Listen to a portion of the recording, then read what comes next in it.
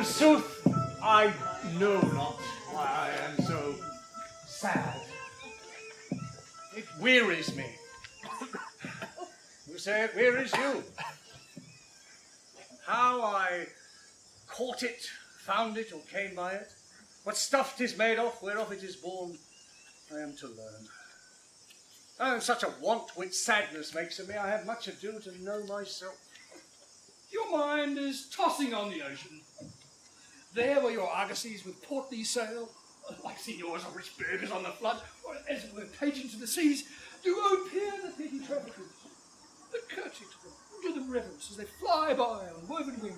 Believe me, sir, had I such venture forth, the better part of my affections would be with my hopes abroad. I should still be plucking the grass to see where sits the wind, peering at maps. My wind cooling my broth would blow me to an ague when I thought what harm a wind too great at sea might do.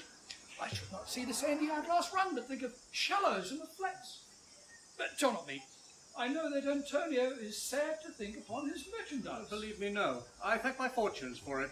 My ventures are not to one bottom trusted, nor in one place, nor is my whole estate upon the fortune of the present year, therefore my merchandise makes me not sad.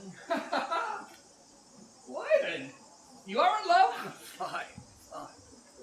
Not in love neither? Well, let us say you are sad because you're not merry. It would be easy to laugh and dance and say you are merry because you are not sad. Here come Bassanio, Graziano, and Lorenzo. Fare ye well. We leave you now in better company. I would have stayed to make you merry, were it not worthier friends. Your worth is very dear in my regard. I take it your own business calls on you. You embrace the occasion to depart. Good morrow, dear lords. Good signors both, when shall we laugh? Say when. You grow exceedingly strange. Must it be so? We shall make our leisures to attend upon yours. My lord Bassanio, since you have found Antonio, we too will leave you, but it's dinner time. I pray you have in mind where we must meet. I will not fail you. You look not well, Signor Antonio. You have too much respect upon the world. They do lose it, that do buy it with much care.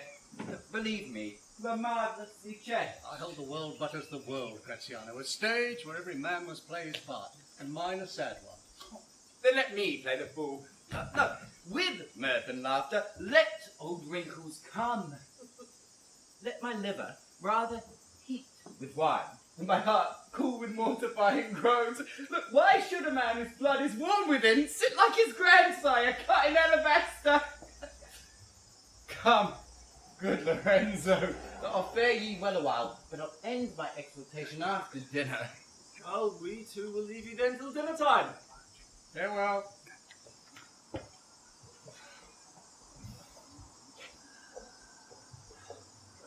Well, tell me now, what lady is the same to whom you swore a secret pilgrimage that you today promised to tell me of? To you, Antonio, I owe the most in money and in love, and from your love I have a warranty to unburden all my plots and purposes, how to get clear of all the debts I owe. Pray you, let me know it. And if it stand as you yourself still do within the eye of honour, be assured, my person, my extremest means lie all unlocked to your occasions. In my school days, when I had lost one shaft, I shot his fellow of the self-same flight, the self-same way, with more advised watch to find the other fourth, and by adventuring both, I oft found both.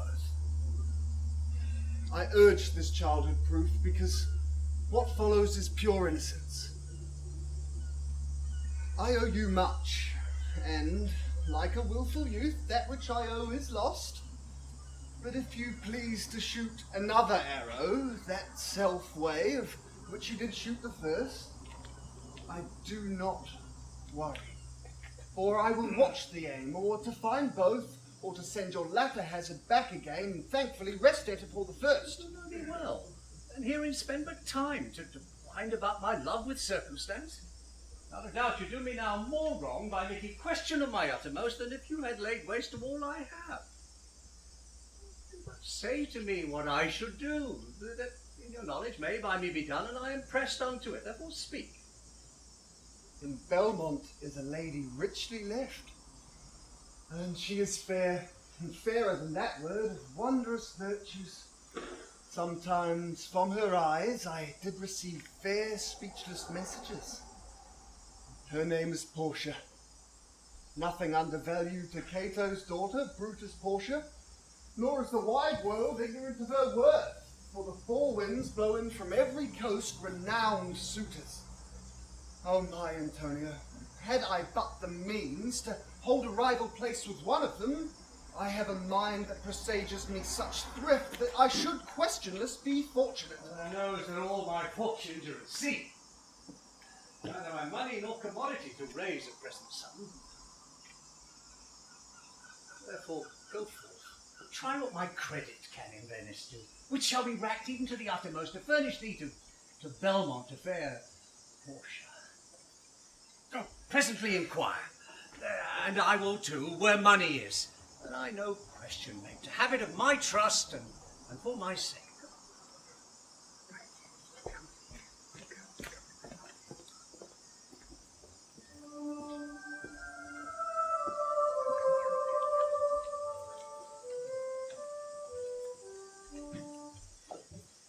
By my troth, Nerissa, my little body is a-weary of this great world.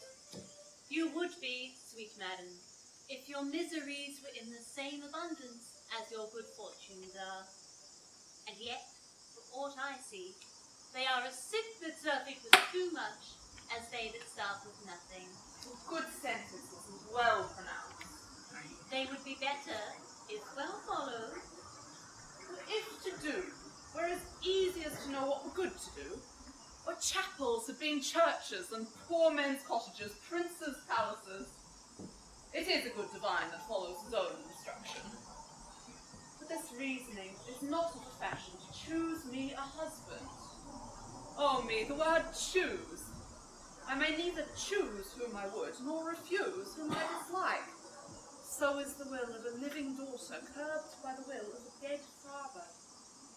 Is it not hard, Nerissa, that I cannot choose one nor refuse none?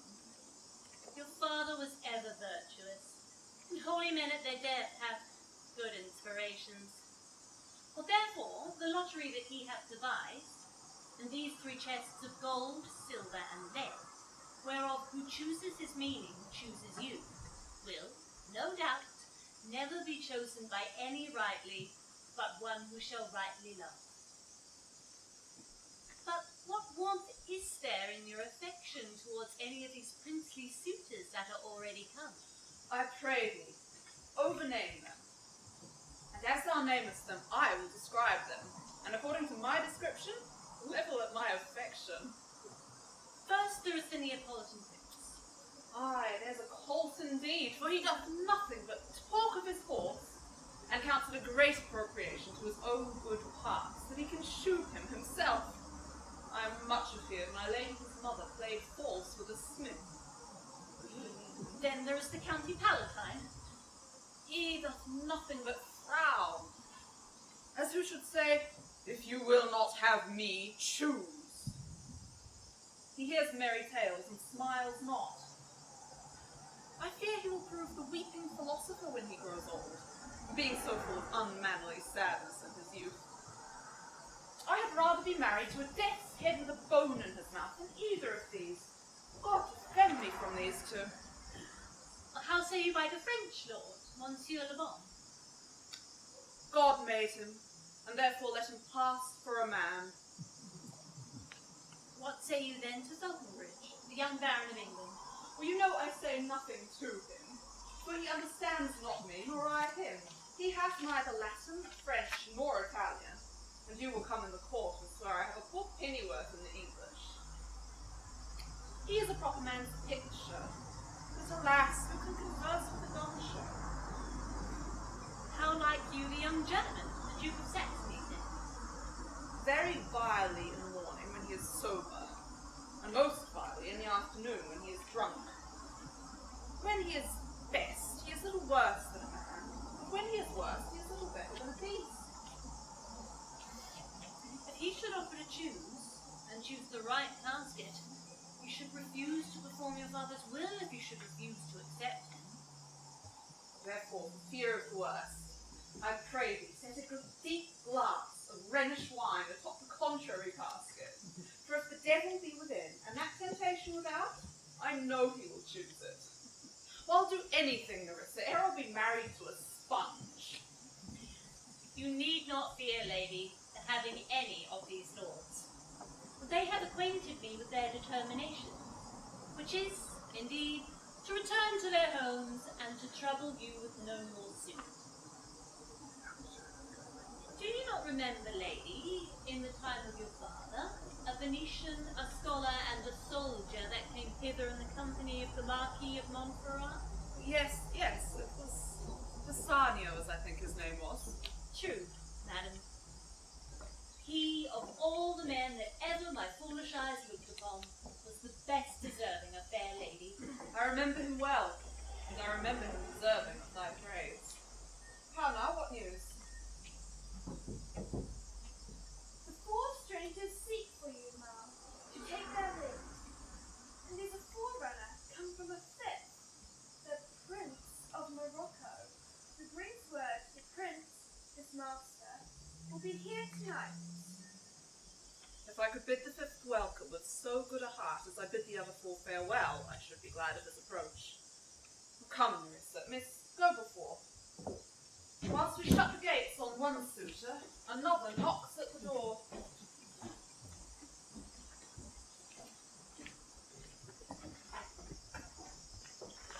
3,000 ducats. Well, Aye, sir, for 3 months. 3 months. Well, For the which, as I've told you, Antonio shall be bound. Antonio shall be bound. Well, May you pleasure me, may you stead me. Will I know your answer? 3,000 ducats for 3 months, and Antonio bound. Will you answer to that? Antonio was a good man. Have you heard any imputation to the contrary? No. My meaning in saying he is a good man is to have you understand me. He is sufficient, and yet his means are in supposition. He hath an argosy bound for Tripolis, and another for the Indies, and I understand moreover, from the Ralto, he hath a third in Mexico, and a fourth for England. Other ventures he hath squandered abroad. Yet ships are but boats, and sailors men. There are land rats, water thieves, land thieves. I mean pirates. Then there are the perils of the winds, the waters, and the rocks. The man is notwithstanding sufficient. 3,000 ducats.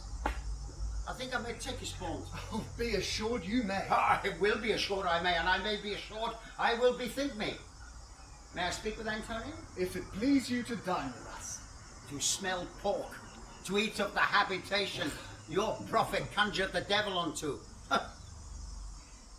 I will talk with you and walk with you, buy with you and sell with you, and so following. I will not eat with you or drink with you or pray with you. What news on the Alto? Who is he comes here? This is Senor Antonio. How like a fawning publican he looks. I hate him, for he is a Christian, but more for that in low simplicity. He lends money gratis, which brings down the rate of usance here with us in Venice. If I can catch him once on the hip, I will feed fat the ancient grudge I bear him. He hates our sacred nation, and he rails. Even there where merchants most do congregate. On me, my bargains, and my well-worn thrift that he calls interest. Cursed be my nation if I can forgive him. Shylock, do you hear? I was debating of my present store, and to the near guess of my memory I cannot instantly raise up the 3,000 ducats. Well, what of that?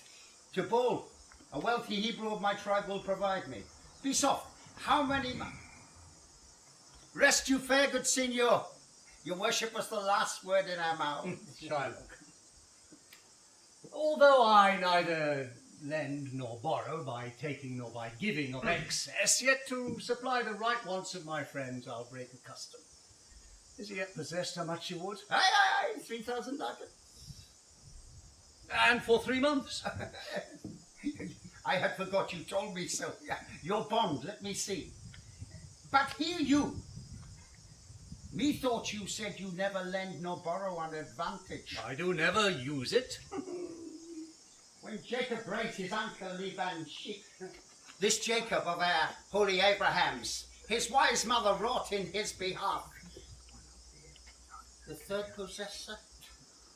Yeah, I was the third. And what of him? Did he take interest? No, not direct interest. Not as you would say directly interest. Mark what Jacob did when Laban and himself were compromised. After this, Bassanio, the devil can cite scripture to his purpose. An evil soul producing holy witness is like a villain with a smiling cheek, a goodly apple rotten at the heart, the goodly outside falsehood hath.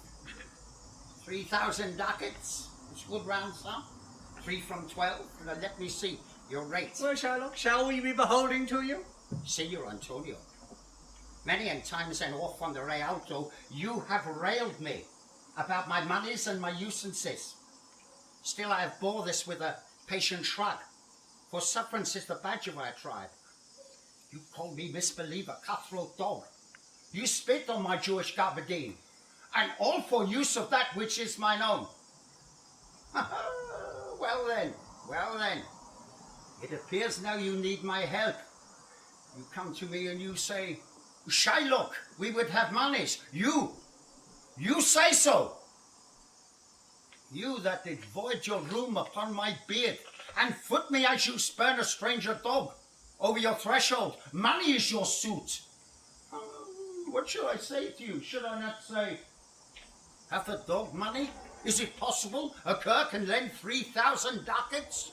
Or should I bend low in a bondsman key and say this, fair sir, you spat on me Wednesday last. You spurned me at such a time. Another time you call me dog. And for these courtesies I must lend you much money. I am as like to call thee so again. To spit on thee again, to spurn thee too. If thou wilt lend this money, lend it not as to thy friends. When did friendship take a breed of barren metal for his friend? Lend it rather to thine enemy. Who if he break thou mayst with better face exact the penalty. My, how you storm. I would be friends with you and have your love. Forget the shames you have stained me with. Present your present wants and take no doit of monies and usances. And you'll not hear me. This is kind I offer. This were a kindness. And this kindness I will show. Go with me to the notary and give out your single bond. And in a merry sport, if you do not repay me at such a time, such a place, such sums, let the forfeiture be an equal pound of your fair flesh to be cut off and taken from whatever part of your body pleases me. Content, i' faith, I'll seal to such a bond. And say there is much kindness in the Jew. You shall not seal to such a bond for me. I'll rather dwell in my necessity. Fear not, man, I'll not forfeit it. Within these 2 months, that's a month before this bond expires, I don't expect return of thrice 3 times the value of this bond. Oh, Father of Abraham's, what these Christians are, that their own hard dealings teaches them to suspect the thoughts of others. Pray you tell me this. If he should break his day, what shall I gain by exaction of the forfeiture? A pound of a man's flesh taken from a man is hardly so estimable, profitable neither. Huh? I say this. What I do to extend our friendship. If you take it so. If not, adieu. And for my love, I pray you, wrong me not. Yes, Shylock. I will seal to such a bond. Then go with me forthwith to the notary. Present your wants of this merry sport, and I will go and purse the ducats direct. See to my house, left in the fearful guard of a unthrifty knave, and presently I will be with you. Hie thee, gentle Jew. The Hebrew will turn Christian. He grows kind. I like not fair turns in a villain's mind. Oh, in this there can be no dismay. My ships come home a month before the day.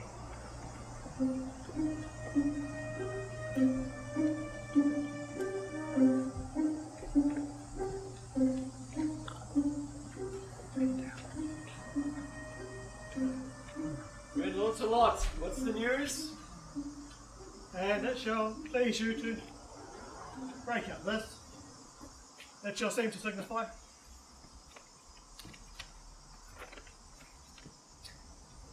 I know the hand. In faith 'tis a fair hand. And whiter than the page it writ on is the fair hand that writ. Love news in faith. By your leave, sir. With the ghost now? Marry, sir, to bid my old master, the Jew, to sup tonight with my new master, the Christian. Oh. Here. Take this. Tell gentle Jessica I will not fail her. Speak it privately. Go, gentlemen. Will you prepare you for this mask tonight? I am provided of a torchbearer. Aye, marry. I'll be gone upon it straight. And so will I. Meet me in Graziano at Graziano's lodging some hour hence. 'Tis good, we do so. Was not that letter from fair Jessica? I must needs tell thee all. She hath directed how I shall take her from her father's house. What gold and jewels she is furnished with. What pages suit she hath in readiness. Come, go with me. Bruce, this as thou goest. Fair Jessica shall be my torchbearer.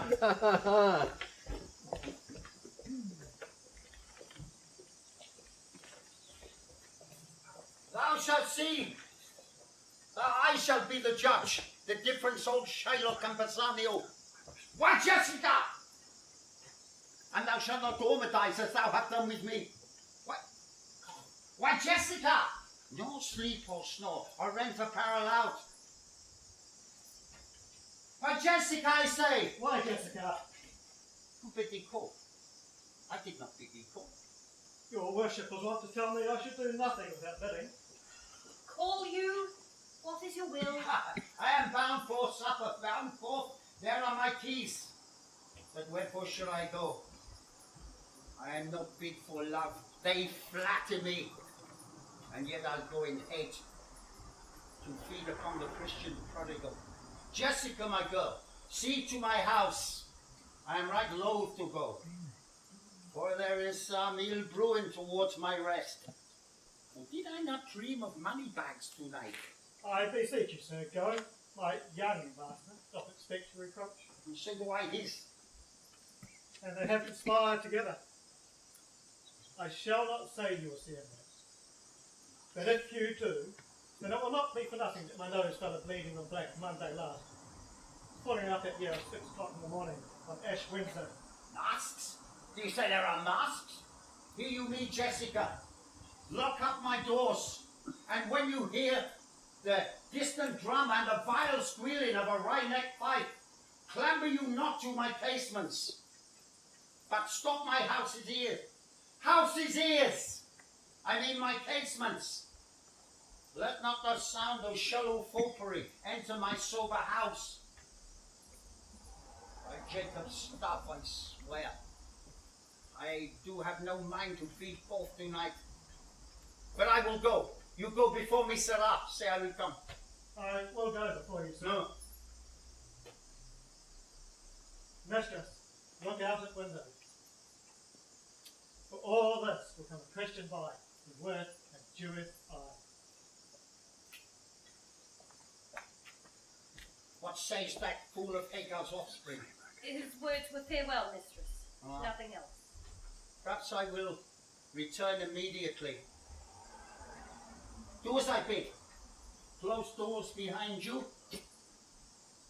Fast bind, fast find. A proverb never stale in thrifty mind. Farewell. And if my fortunes be not crossed, I have a father, you a daughter, lost.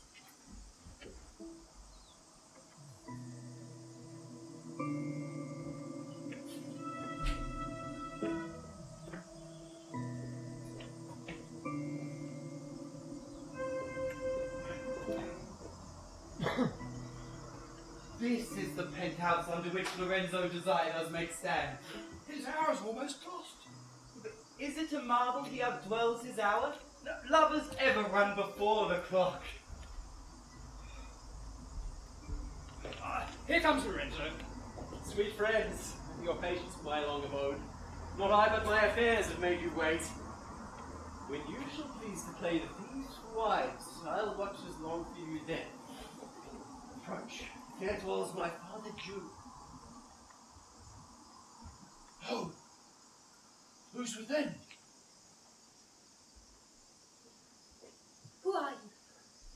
Tell me for more certainty, albeit I swear that I do know your tongue.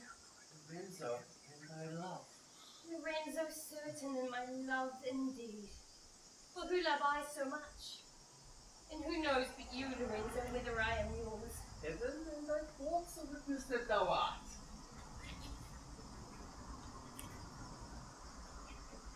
Take this. It is worth thy pains. I am glad 'tis night and you do not look on me, for I am much ashamed of my exchange. Love is blind, and lovers cannot see the pretty follies they themselves commit. For if they could, Cupid himself would blush to see me thus transformed into a boy. Descend, for you must be my torch-bearer. What? Am I to hold a candle to my shames? They in themselves could soothe the too light. Why, it is an office of discovery, love, and I should be obscured. You sweet, even in the lovely garnish of a boy. But come at once, for the close night doth play the runaway, and we stay for Antonio's feast.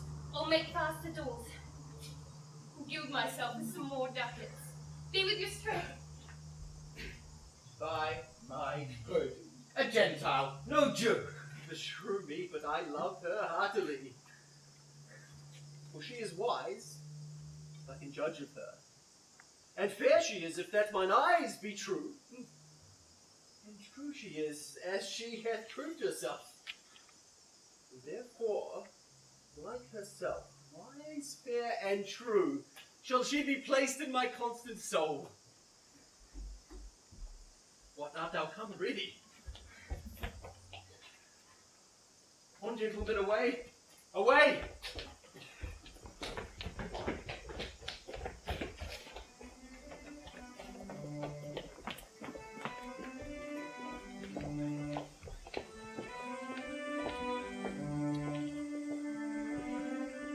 Go, draw aside the curtain and discover the several caskets to the noble prince.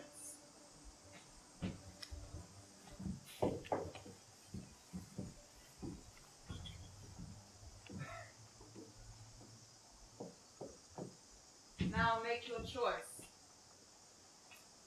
First, gold, which this inscription bears, who chooseth me shall gain what many men desire. The second, silver, which this promise carries, who chooseth me shall get as much as he deserves. Third, dull lead, with warning all is blunt, who chooseth me must give and hazard all he hath. How shall I know if I to choose the right? One of them contains my picture, Prince. If you choose that, then I am yours withal. Some god directs my judgment. Let me see. I will survey the inscriptions back again. What says this leaden casket? Who chooseth me must give and hazard what he hath. Must give? For what? For lead? Hazard for lead? What says the silver with the virgin hues? Who chooseth me shall get as much as he deserves. Pause here, Morocco, and weigh thy value with an even hand. What if I strayed no further and chose here? I'll see the saying graved in gold. Who chooseth me shall gain what many men desire. Why, that's the lady. All the world desires her. One of these three contains her heavenly picture. Is it like the lead contains her? 'Twere damnation to think so base a thought. 'Twere too gross to rip her cerecloth in the obscure grave. Or shall I think in silver she's immured, being 10 times undervalued, tried gold? No, sinful thought! Never so rich a gem was set and worse than gold. Deliver me the key, here do I choose, and thrive I as I may. There, take it, Prince. And if my form lie there, then I am yours.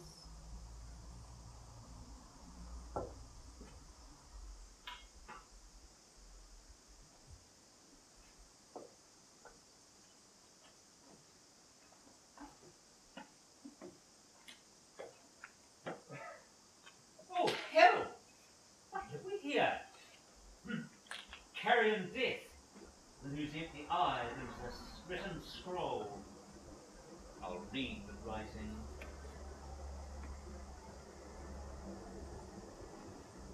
All that glitters is not gold. Often have you heard that told. Many a man his life has sold, but my outside to behold. Gilded tombs, worms unfold. Had you been as wise as bold, young in limbs, in judgment old, your answer had not been inscrolled. Fare thee well, thy suit is cold. Cold indeed. And labour lost, then. Farewell heat and welcome frost. Portia, adieu. I have too grieved a heart to take a tedious leave, thus losing heart.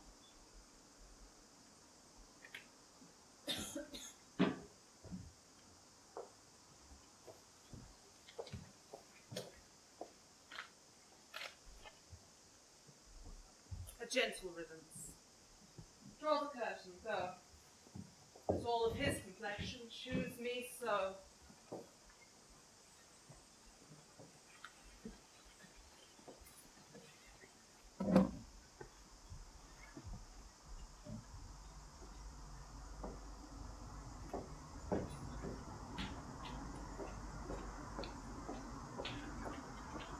Why now? I saw Bassanio under sail, and with him was Gratiano gone along. And in their ship, I'm sure Lorenzo was not. The villain Jew without Christ raised the Duke, who went with him to search Bassanio's ship. He came too late, the ship was under sail. But there the Duke was given to understand that in a gondola was seen Lorenzo and his amorous Jessica. Besides, Antonio certified to all that they were not with Bassanio in his ship. I never heard a passion so confused, so strange, outrageous, and so variable as that dog Jew did utter in the streets. My daughter! Oh, my ducats! Oh, my daughter! Fled with a Christian. Oh, my Christian ducats! Oh, justice, the law, my ducats! And my daughter. A sealed bag. 2 sealed bags of ducats, of double ducats, stolen from me by my daughter. And jewels. 2 stones. 2 rich and precious stones, stolen by my daughter. Justice, find the girl. She hath the stones upon her. And the ducats. And all the boys of Venice follow him, crying out, "His stones! His daughter! His ducats!" Let good Antonio look he keep his day, else he shall pay for this. Aye, well remembered. Now, what's news on the Rialto? Why, it lives there yet, unchecked, that Antonio hath a ship of rich lading lost upon the narrow seas. Goodwin's, I think they call the place, very dangerous, flat and fatal, where the carcasses of many a tall ship lie buried. Is my honest report as an honest woman of the word? I would she were as lying a gossiping that has ever knacked a ginger, or made her neighbours believe that she wept for the death of a third husband. But it is true, without any slips in prolixity, or crossing the plain highway of talk, that the good Antonio, the honest Antonio, oh, that I had title good enough to keep his name company. Come, full stop. Ha, what sayest thou? Why, the end is he hath lost a ship. Why would that proves the end of his losses? Let me say amen betimes, lest the devil cross my prayer. For here he comes in the likeness of a Jew. How now, Shylock? What's news among the merchants? You knew none so well of you. How of my daughter's flight? That's for certain. I, for one, knew the tailor that made the wings she flew withal. And Shylock, for his part, knew the bird was fledged, and that it is the complexion of them all to lead the damned. She'll be damned for it. Aye, that's true, if the devil be her judge. My own flesh and blood. To rebel. Ha! Out upon it, old carrion. Rebels it at these years? I say she is my flesh and my blood. There's more difference between thy flesh and hers than between jet and ivory. More between thy bloods than between red wine and reddish. But tell us, have I heard if Antonio have had a loss upon the sea? Or...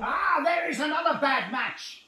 A prodigal, a bankrupt, who dares scarce show his face upon the Rialto. A beggar, who will come so smugly upon his mart. Let him look to his bond. He was wont to call me a usurer. Let him look to his bond. He was wont to lend money for a Christian courtesy. Let him look to his bond. If he forfeit that would not take his flesh, what good is that for? To bait fish withal. If it will feed nothing else, it will feed my revenge. He hath disgraced me, hindered me 500,000, laughed at my losses and mocked at my gains. He hath scorned my sacred nation, thwarted my bargains, cooled my friends and heated my enemies. What is his reason? I'm a Jew. Hath not a Jew eyes? Hath not a Jew hands? Senses, passions, affections, dimensions? Fed on the same food, hurt by the same weapons, subject to the same diseases, and healed by the same means, warmed and cooled by the same winter and summer, as a Christian is. When you prick us, do we not bleed? If you tickle us, do we not laugh? If you poison us, shall we not die? And if you wrong us, shall we not revenge? If we are like you in the rest, we will resemble you in that.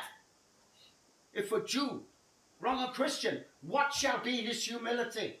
Revenge! And if a Christian wrong a Jew, what shall be his sufferance be under Christian example? What? Revenge! The villainy that you teach me, I will execute. It will go hard, but I will better the instruction. Here comes another of the tribe. A third cannot be matched, unless the devil himself turn Jew.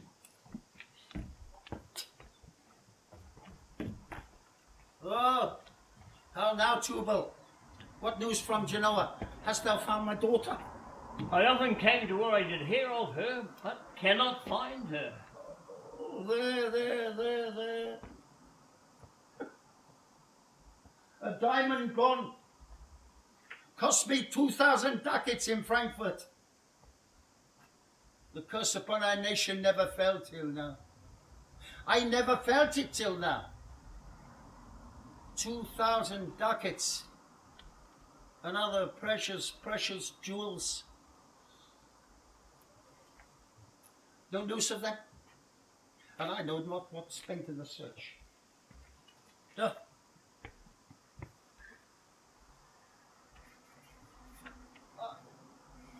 No, loss upon loss. A thief gone with so much. And so much to find a thief. And no revenge, no satisfaction, no ill luck but what lights on my shoulders.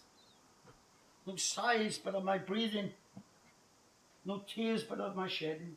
Yes, other men have ill luck too. Antonio, as I heard in Genoa. What? What? Ill luck? Ill luck? Has an argosy cast away, coming from Tripoli. Good news! Good news, Troupe! 'Tis true, 'tis true. I spoke to some of the sailors that survived the wreck. What news from Genoa? My daughter? Your daughter in Genoa spent, as I heard, in one night, 80 ducats. Stickest the dagger in me, Troupe. 80 ducats in one sit. 80 ducats? Yes. It was 80 ducats. And Antonio? I came to Antonio's, As there was talk about that if he do Antonio. not pay, he is broken. Yes, and I went... Well, I'm glad of it. I'm glad of it. I'll torture him. I'll plague him. I'm very glad of it. One of them showed me a ring that he had of your daughter for a monkey. Midsummer Shenna.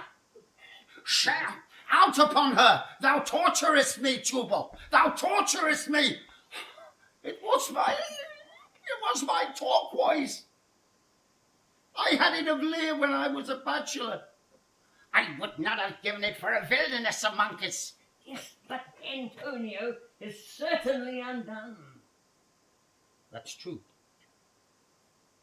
That's very true, Troupe. Troupe, you go and you fee me an officer. Bespeak him 2 weeks before. I'll have the very heart of him if he forfeit. For were he away from Venice, I can make much merchandise. Go to our synagogue. Go, good Troupe. Cursed be my nation if I can forgive him.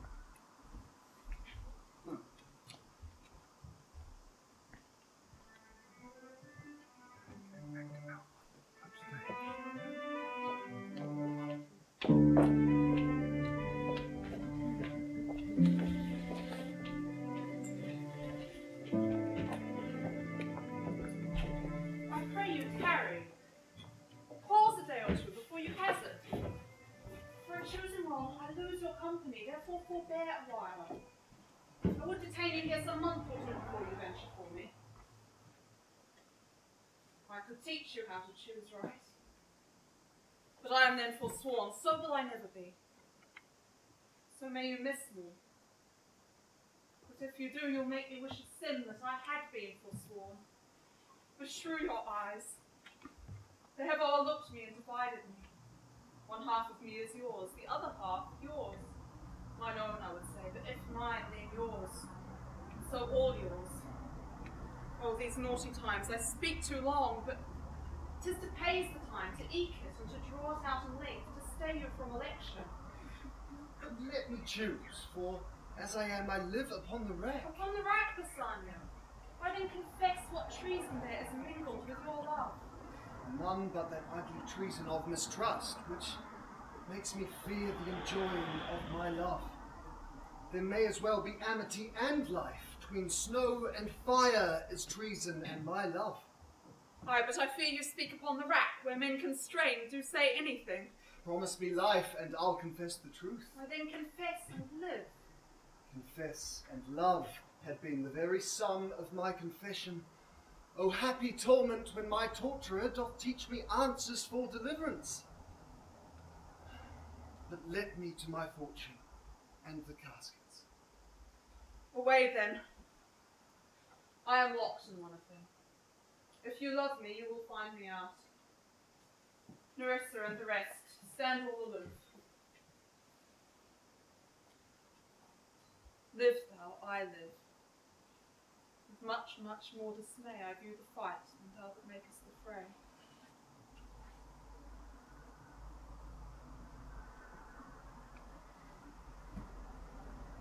So, may the outward shows be least themselves, the world is still deceived with ornament. In law, what plea so tainted and corrupt, but being seasoned with a gracious voice, obscures the show of evil? In religion, what damned error, but some sober brow will bless it and approve it with a text, hiding the grossness with fair ornament. Thus, ornament is the guiled shore to a most dangerous sea. Therefore, thou gaudy gold, hard food for Midas, I will none of thee, nor none of thee thy pale and common drudge tween man and man. But thou meagre lead, which rather threatenest than dost promise aught, thy paleness moves me more than eloquence. Here choose I. Joy be the consequence.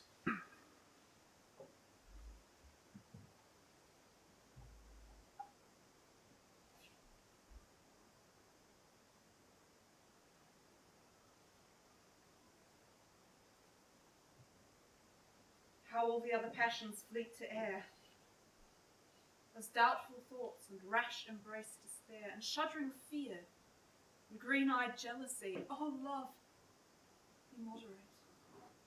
Allay thy ecstasy, in measure reign thy joy.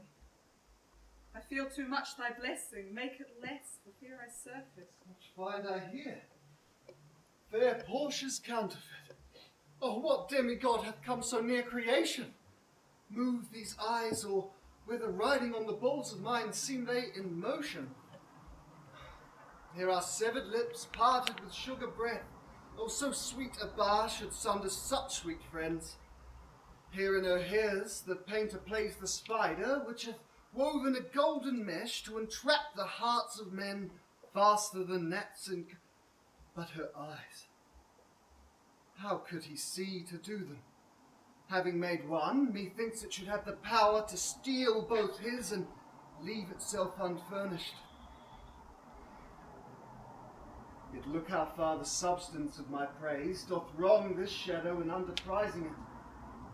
So far this shadow doth limp behind the substance. Here is the scroll, the continent and summary of my fortune. You that choose not by the view, chances fair, and choose as true, and since this fortune falls to you, be content and seek no new. If you be well pleased with this, and hold your fortune for your bliss, turn you where your lady is, and claim her with a loving kiss. A gentle scroll. Fair lady, by your leave, I come by note to give and to receive. So thrice, fair lady, stand I, even so, as doubtful whether what I see be true, until confirmed, signed, and ratified by you. You see me, Lord Bassanio, where I stand. Myself and what is mine to you and yours is now converted. But now I was the lord of this fair house, master of my servants, queen o'er myself. And even now, but now, this house, these servants, and the same myself are yours, my lord. I give them with this ring, which when you part from, lose or give away, let it presage the ruin of your love, and be my vantage to exclaim on you. Madam, you have bereft me of all words.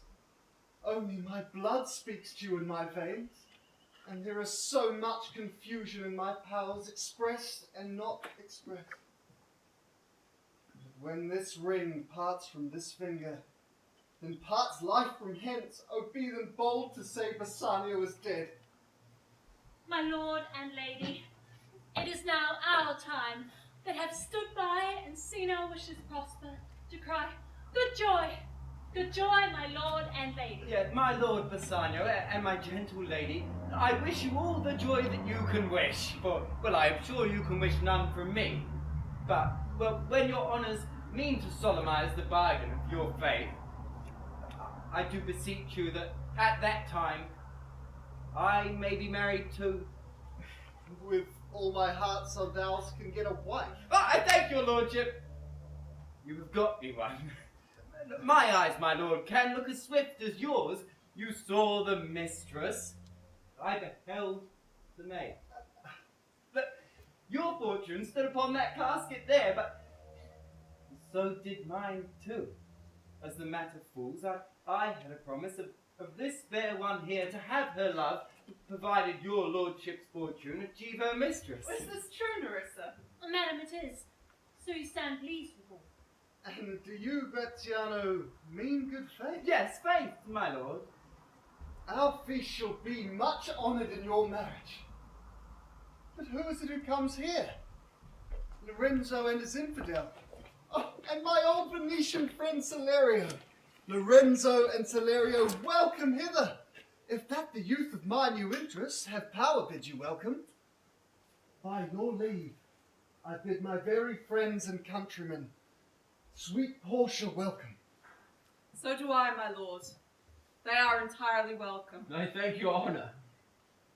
For my part, my lord, my purpose was not to have seen you here. But meeting with Salerio by the way, she did entreat me, past all saying nay, to come with her along. I did, my lord, and I have reason for it. Signor Antonio commends me to you. Well, ere I open this letter, tell me how my good friend doth. Not sick, my lord, unless it be in mind, nor well, unless in mind. His letter there will show you his estate. Nerissa, cheer yon stranger. Bid her welcome. Your hand, Salerio, what is the news from Venice? How doth that royal merchant, the good Antonio? I know he will be glad of our success. We are the Jasons. We have won the place. I wish you had won the fleece that he hath lost. But there is some shrewd contents in yon same paper that steals the colour from Bassanio's cheek. Some dear friend dead, else nothing in the world could turn so much the constitution of any constant man.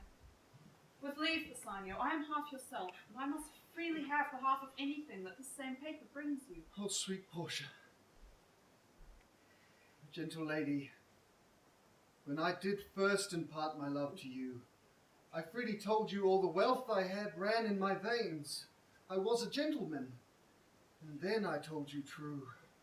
And yet, dear lady, rating myself at nothing, you shall see how much I was a braggart. For indeed, I have engaged myself to a dear friend. Engaged my friend to his mere enemy, to feed my means. Here is a letter, lady.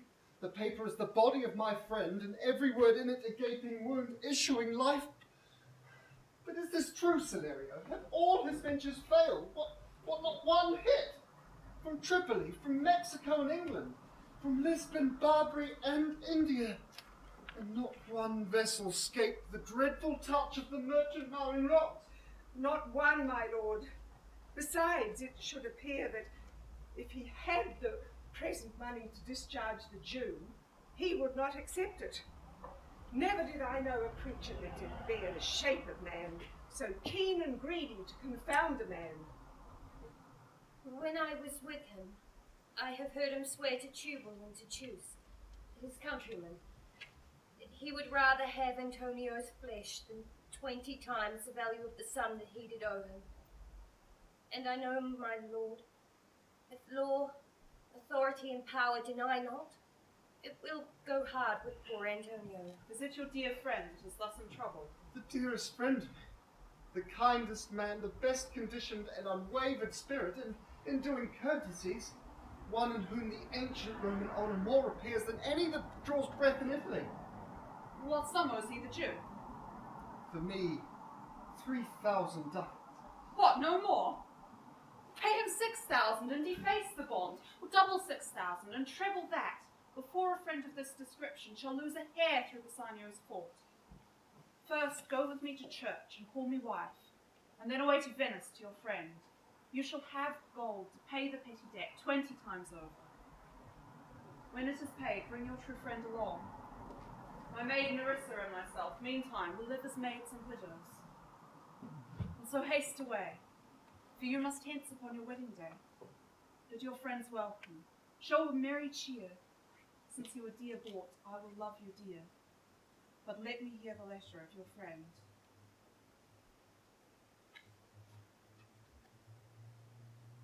Sweet Bassanio, my ships have all miscarried. My creditors grow cruel, my estate is very low, my bond to the Jew is forfeit. Since in paying it, it is impossible I should live.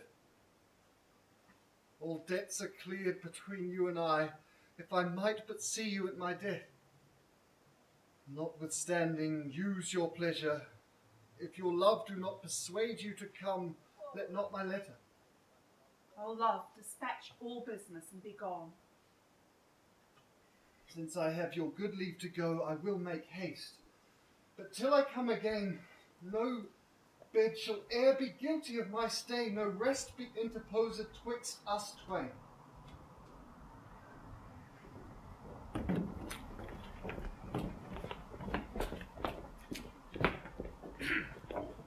Madam, although I speak it in your presence, you have a noble and a true conceit of godlike amity, which appears most strongly in bearing thus the absence of your lord. I never did repent for doing good. Lorenzo, I commit into your hands the husbandry and manage of my house until my lord's return. I do desire you not to deny the imposition, the which my love and some necessity now lays upon you. Madam, with all my heart I shall obey you in all fair commands. My people do already know my mind, and will acknowledge you and Jessica in place of Lord Bassanio and myself. And so farewell, till we shall meet again. Fair thoughts and happy hours attend on you. I wish your ladyship all heart's content. I thank you for your wish, and am well pleased to wish it echo. Fare you well, Jessica.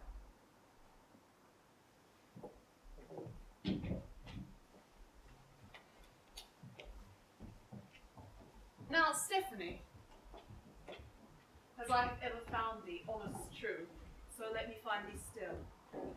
Take thou this letter, and use all endeavour of a man in speed to Padua. See that thou render this into my cousin's hand, Dr. Bellario.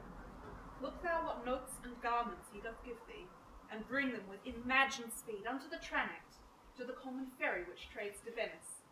Waste no time in words, but get thee gone, I shall be there before thee. Ma, I go with all convenient speed. Come, Nerissa, for I have work in hand that you yet know not of. We'll see our husbands before they think of us. Shall they see us? They shall, but in such a habit they shall think we are accomplished, that we lack. I'll hold thee any wager. When we are both accoutred as young men, I'll prove the prettier fellow of the two, and wear my dagger with the braver grace, and speak between the change of man and boy, with a reed voice, and turn to mincing steps into a manly stride. But come, I'll tell thee all my whole device when we are in my coach, which stays for us at the park gate. And so haste away, for we must measure 20 miles today.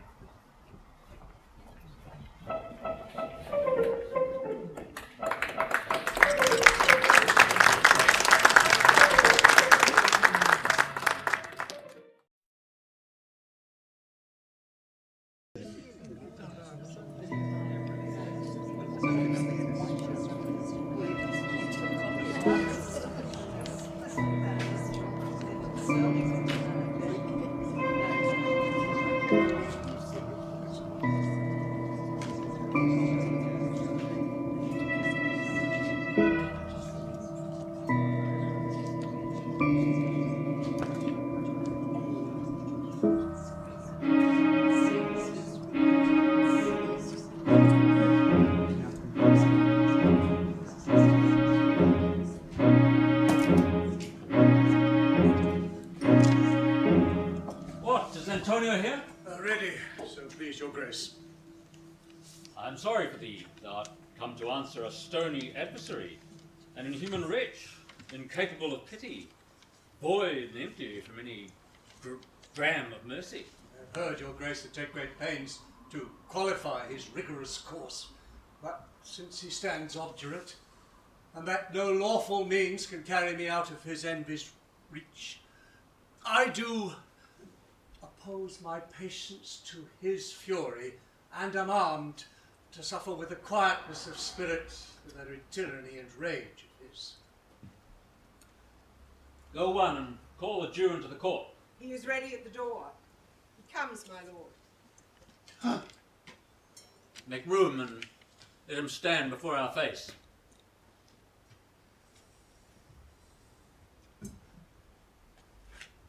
Shylock, the world thinks, and I think so too, that thou but leads this fashion of thy malice to the last hour of act, and then 'tis thought thou show thy mercy and remorse more strange than is thy strange apparent cruelty. And where thou now exacts the penalty, which is a pound of this poor merchant's flesh, thou wilt not only loose the forfeiture, but, touched by human gentleness and love, forgive a moiety of the principal. We all expect a gentle answer, Jew. I have possessed your grace with which I purpose, and by our holy Sabbath I have sworn to have the due and the forfeit of my bond. If you deny it, let danger light upon your charter and your city's freedoms. You'll ask me why I rather choose a weight of carrion flesh than receive 3,000 ducats. I'll not answer that, except to say it is my humour. Is it answered? What if my house be troubled with a rat, and I am pleased to give 8, 9, 10,000 ducats to have it banged? What? Is it answered? So, I can give no reason, and I will not. More than a lodged hate and a certain loathing I bear Antonio, that I follow thus a losing suit against him. Is it answered? There is no answer, thou unfeeling man, to excuse the current of thy cruelty. I am not bound to please you with my answer. Oh, do all men kill the things they do not love? Hates the man the thing he would not kill. Every offence is not a hate at first. What would you do? Have a serpent sting thee twice? I pray you, think you question with the Jew. You may as well go stand up on the beach and bid the main flood bait his usual height. You may as well use question with the wolf, why he has made the ewe bleat for the lamb. You may as well forbid the mountain pines to wag their high tops and to make no noise when they are threatened by the gusts of heaven. You may as well do anything most hard as seek to soften that than which what's harder, his Jewish heart. For I do beseech you, make no more offers, use no further means, but with all brief and plain conveniency, let me have judgment, and the Jew his will. For thy 3,000 ducats, here are 6. Why every ducat 6,000 ducats? Were 6 part and every part a ducat, I would not draw them. I would have my bond. Thou shalt thou hope for mercy, rendering none. What judgment shall I dread doing? Doing no wrong. You have among you many a purchased slave, who, like your asses, your dogs, and your mules, you use in abject and slavish parts. Shall I say to you, let them go free, marry them to your heirs? Why sweat they under burden? Let their beds be made as soft as yours, and let their palates be seasoned with the viands. And you will answer me, the slaves are ours, so do I answer you. The pound of flesh that I demand of him is dearly bought. 'Tis mine, and I'll have it.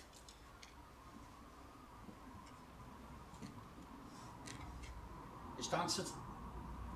Shall I have it?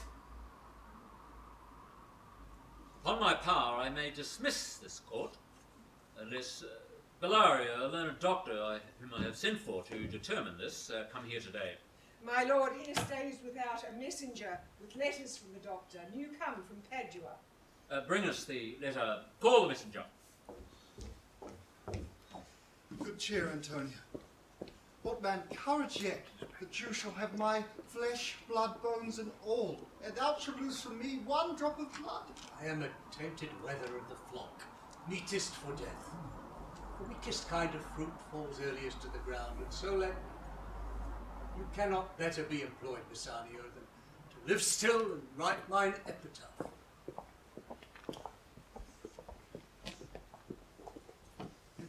Come you from Padua, from old Bellario? From both, my lord. Bellario greets your grace. Why dost thou whet thy knife so earnestly? To cut the forfeiture from that bankrupt over there. Not on thy soul, but on thy soul. Hush, Jew. Thou makest thy knife keen, but no metal can, no, not the hangman's axe, bear half the keenness of your sharp envy. Can no prayers pierce you? None that thou hast wit enough to Now make. be thou damned, inexorable dog, and for thy life let justice be accused. Thou almost makes me waver in my faith to hold opinion with Pythagoras, that the souls of animals, when they die, infuse themselves into the trunks of men.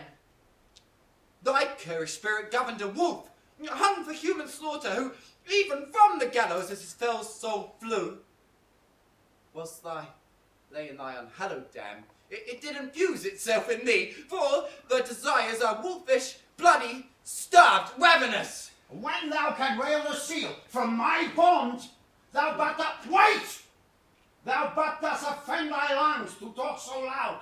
Repair thy wet young youth, lest it should fall in cureless ruin. I stand here for law. This letter from Bellario doth commend a young and learned doctor to us. Where is he?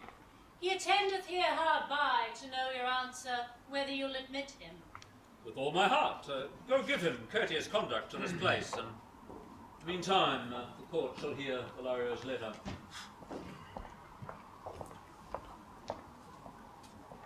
Your Grace shall understand that at the receipt of your letter I am very sick. But in the instant that your messenger came, in loving visitation was with me a young doctor of Rome. His name is Balthazar. I acquainted him with the cause in controversy between the Jew and Antonio the merchant. We turned o'er many books together. He is furnished with my opinion, which, bettered with his own learning, the greatness whereof I cannot enough commend, comes with him, at my importunity, to fill up your Grace's request in my stead. I beseech you, let his lack of years be no impediment to let him lack a reverend estimation, for I never knew so young a body with so old a head. I leave him to your gracious acceptance, whose trial shall better publish his commendation. You hear the learned Bellario, what he writes? And here I take it as the doctor. Come. Give me your hand. Come you from Padua, from Bellario? I did, my lord. You are welcome. Take your place. Are you acquainted with the difference that holds this present question in the court? I am thoroughly informed of the cause. Which is the merchant here, and which the Jew? Antonio and old Shylock both stand forth. Is your name Shylock? Shylock is my name. Of a strange nature is the case you follow. Yet in such rule that the Venetian law cannot impugn you as you do proceed. You stand within his danger, do you not? Aye, so he says. Do you confess the bond? I do. Then must the Jew be merciful. On what compulsion must I? Tell me that. The quality of mercy is not strained. It droppeth, as the gentle rain from heaven upon the place beneath. It is twice blessed.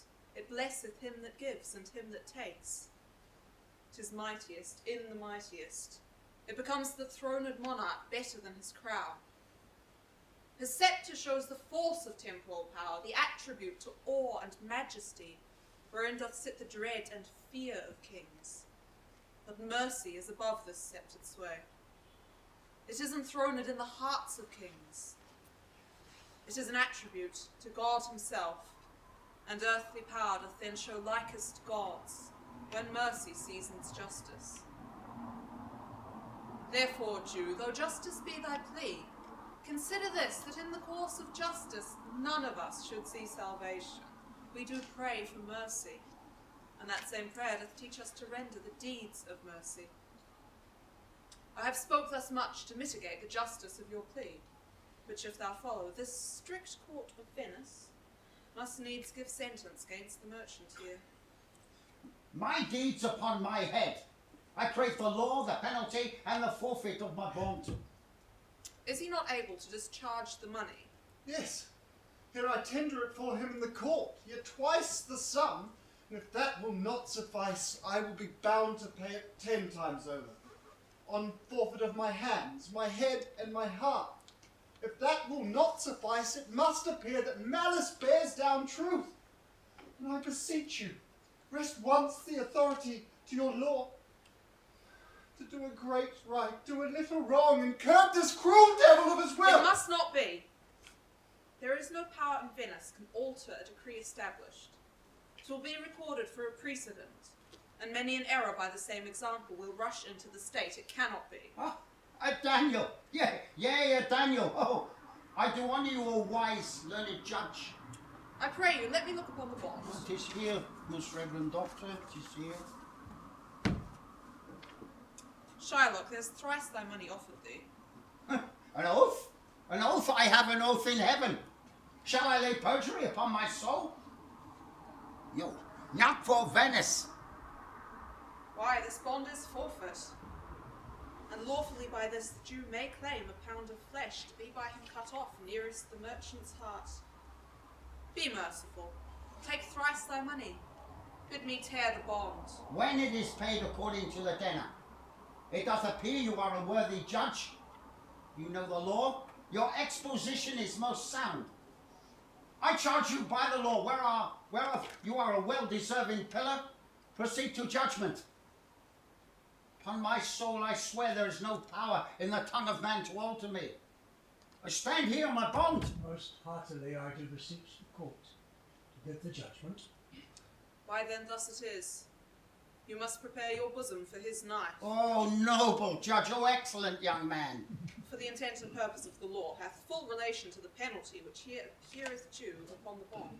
'Tis true, O upright and wise judge. How much older art thou than thy looks? Therefore lay bare your bosom. Aye, his breast, so says the bond, does it not, noble judge? Nearest his heart. It is so. Are there balance here to weigh the flesh? I have them ready.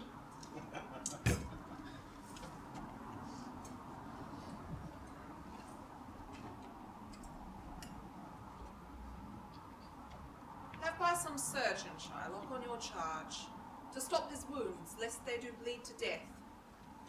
Is it so nominated in the bond? It is not so expressed. But what of that? 'Twere good you do so much for charity. Cannot find it, it's not in the bond. You, merchant, have you anything to say? But little. I am armed, well prepared. Give your hand, Bassanio. Very well. Grieve not that I am fallen to this for you, for herein fortune shows herself more kind than is her custom. It is still her use to let the wretched man live after his wealth, to view with hollow eye and wrinkled brow an age of poverty, from which lingering penance of such misery she doth cut me off. Commend me to thy honourable wife. Tell her the process of Antonio's end. Say how I loved you. Speak me fair in death. And when the tale is told, bid her be judge whether Bassanio had not once a love. Repent but you do lose your friend. If he repents not, he repays your debt. For if the Jew do cut but deep enough, I'll pay it instantly with all my heart. Antonio, I am married to a wife. She is as dear to me as life itself, but life itself, my wife and all the world are not with me esteemed above thy life. I would lose all. I sacrifice them all here to this devil to deliver you. Your wife would give you little thanks for that if she were by to hear you make the offer. I have a wife, and I confess I love her. But I would that she were in heaven, so she could entreat some power to change this currish Jew. 'Tis well you offer it behind her back. The wish would make else an unquiet house. These would be Christian husbands. I have a daughter. Would any of the stock of Barabbas be her husband? Rather than a Christian? We try full time. Come pursue sentence. A pound of that same merchant's flesh is thine. The court awards it, and the law doth give it. Oh, most rightful judge. And you must cut the flesh from off his breast. The law allows it, and the court awards it. Most learned judge. Come, a sentence prepare. Well, tarry, Jew. There is something else. This bond doth give thee here no jot of blood. The words expressly are a pound of flesh. Take then thy bond, take thou thy pound of flesh. But in the cutting it, if thou dost shed one drop of Christian blood, thy lands and goods are, by the laws of Venice, confiscate unto the state of Venice. Oh, upright judge! Mark, Jew! A noble judge! Is that a law? Thyself shalt see the act. For as thou urgest justice, be assured thou shalt have justice, more than thou desirest. A learned judge! Mark, Jew! A learned judge! I'll take the offer. Pay the bond thrice. And let the Christian go. Here is the money. Soft, that you shall have all justice. Soft, no haste. He shall have nothing but the penalty. Oh, upright judge. Mark, Jew. A learned judge. Therefore prepare thee to cut off the flesh. Shed thou no blood, nor cut thou less nor more, but just a pound of flesh. If thou cutst more or less than a just pound, be it but so much as makes it light or heavy, in the substance or division of the 20th part of one poor scruple. Nay, if the scale do turn but in the estimation of a hair, thou diest, and all thy goods are confiscated. A second Daniel! Jew!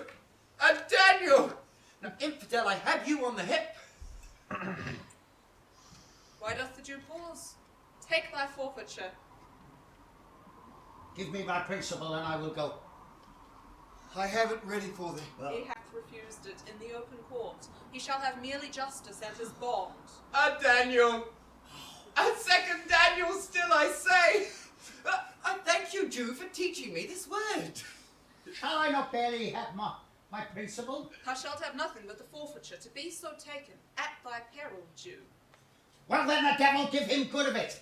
I'll stay here no longer questioned. Tarry a little, there is something else. What? It is enacted in the laws of Venice, if it be proved against an alien, that by direct or indirect attempts he seek the life of any citizen, the party against the which he doth contrive shall seize one half his goods. The other half comes to the privy coffer of the state, and the offender's life lies in the mercy of the Duke only, against all other voice. In which predicament I say thou standst, for it appears by manifest proceedings that indirectly, and directly too, thou hast contrived against the very life of the defendant, and thou hast incurred the danger formerly by me rehearsed. Down, therefore, and beg mercy of the Duke. Oh, beg that thou hast leave to hang thyself. And yet, as all thy goods are confiscate, thou hast not left the value of a cord. Thou shalt have to be hung at the state's charge. that thou shalt see the difference of our spirits, I pardon thee thy life before thou ask it. For half thy wealth it is Antonio's, the other half comes to the general state, which humbleness may drive into a fine. I for the state, not for Antonio. Nay, take my life, pardon me, not that. You take my house when you take the prop that sustains my house. You take my life when you take away by where the means I live. What mercy can you render him, Antonio? A halt, a gratius, nothing else, for God's sake.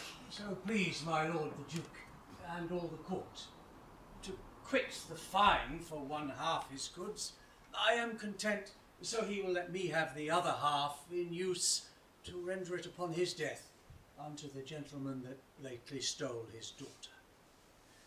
Two things provided, that for this favour he presently become a Christian. The other, that he record a deed of gift here in the court of all he dies possessed unto his son Lorenzo and his daughter.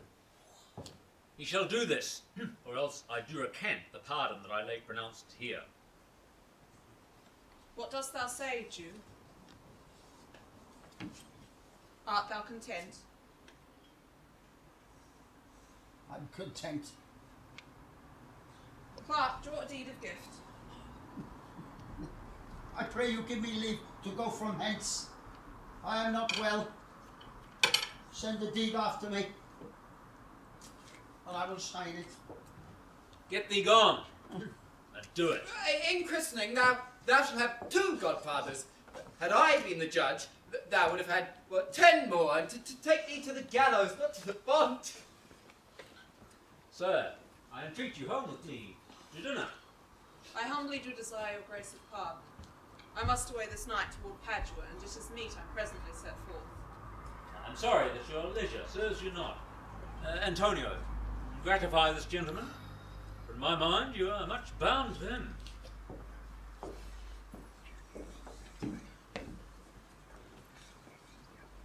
Most worthy gentlemen, I and my friend have by your wisdom been this day acquitted of grievous penalties, in lieu whereof 3,000 ducats due unto the Jew, we freely cope to your courteous pains withal. And stand indebted over and above in love and service to you evermore. He is well paid that is well satisfied. And I, delivering you, am satisfied, and therein do account myself well paid. My mind was never yet more mercenary. I pray you, know me when we meet again. I wish you well, and so I take my leave. Good sir, I must attempt you further. Take some remembrance of us as a tribute, not as a fee. Grant me 2 things, I pray you, not to deny me, and to pardon me. Well, you press me far, and therefore I will yield. Give me your gloves, I'll wear them for your sake. And for your love, I'll take this ring of you. Do not draw back your hand, I'll take no more. And you, in love, shall not deny me this. Alas, good sir, this ring, it is a trifle. I will not shame myself to give you this. Why, I will have nothing else but only this. Now methinks I have a mind to it. This more depends on this than value. The dearest ring in Venice will I give you, and seek it out by proclamation. Only for this, I pray you pardon me. I see, sir, you are liberal in offers. You taught me first to beg, and now methinks you teach me how a beggar should be answered. This ring was given me by my wife, and when she put it on, she made me vow that I should neither sell nor give nor lose it. Well, that excuse serves many men to save their gifts. And if your wife be not a mad woman, and know how well I have deserved the ring, she would not hold our enemy forever for giving it to me. Well, peace be with you. Lord Bassanio, let him have the ring. Let his deserving, and my love withal, be valued against your wife's commandment. Go, Graziano, run and overtake him, and bring him, if thou canst, into Antonio's house. Make haste!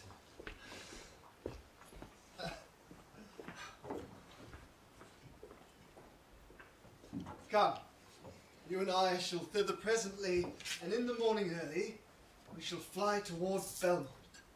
Come, Antonio. Such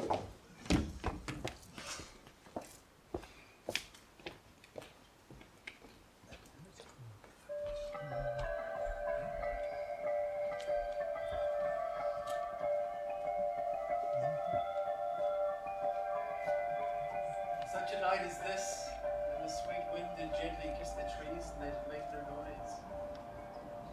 In such a night Troilus, methinks, mounted the Trojan walls inside his soul toward the Grecian tents where Cressid lay that night. In such a night did Thisbe fearfully overtrip the Jew, saw the lion's shadow ere himself, and ran dismayed away. In such a night stood Dido with a willow in her hand by the wild sea banks, and wafted her love to come again to Carthage. In such a night, Medea gathered the enchanted herbs which did renew old Aeson. In such a night did Jessica steal from the wealthy Jew, and with an unthrift love did run from Venice as far as Belmont. In such a night, did young Lorenzo steal her soul with many vows of faith, and ne'er a true one. In such a night did pretty Jessica, like a little shrew, slander her love, and he forgave it her. I would outnight you, nobly come. Hark, I hear the footing of a man. Who comes so fast in silence of the night? A friend. A friend? What friend? Your name, I pray you, friend. Stephanie is my name, and I bring word. My master will, before the break of day, be here at Belmont. She doth stray about by holy crosses, where she kneels and prays for happy wedlock hours. Who comes with her? None but a holy hermit and her maid. I pray you, has my master yet returned? He is not yet, nor we have not heard from him. But go we in, I pray thee, Jessica, and ceremoniously let us prepare some welcome for the mistress of the house. Sola! Sola! Who calls? Whoa, ha, ho! Master Lorenzo! Master Lorenzo! Leave Sola! calling, man, here! Where? Here! Where? Tell him there is a post come from my master with his horn full of good news. My master will be here in the morning. Sweet soul, let Sir and dare expect their coming. Yet no matter, why should we go in? My friend Stephanie, signify, I pray you. Within the house your mistress is at hand, and bring your music forth into the air.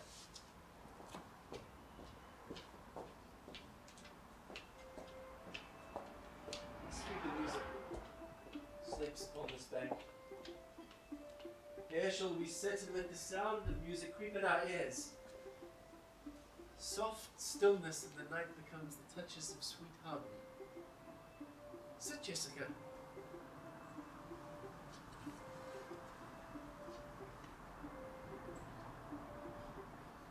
Look how the floor of heaven is thick inlaid with patterns of bright gold. There's not the smallest orb in which thou beholdest, but in his motion like an angel sings, still choiring to the young-eyed cherubims. Such harmony is in immortal souls. I'm never merry when I hear sweet music. That light we see is burning in my hall. How far the little candle throws his beam. So shines a good deed in a naughty world. When the moon shone, we did not see the candle. Well, so doth the greater glory dim the less. A substitute shines brightly as a king until the king be by. Music, hark! What is your music, madam? Of the house?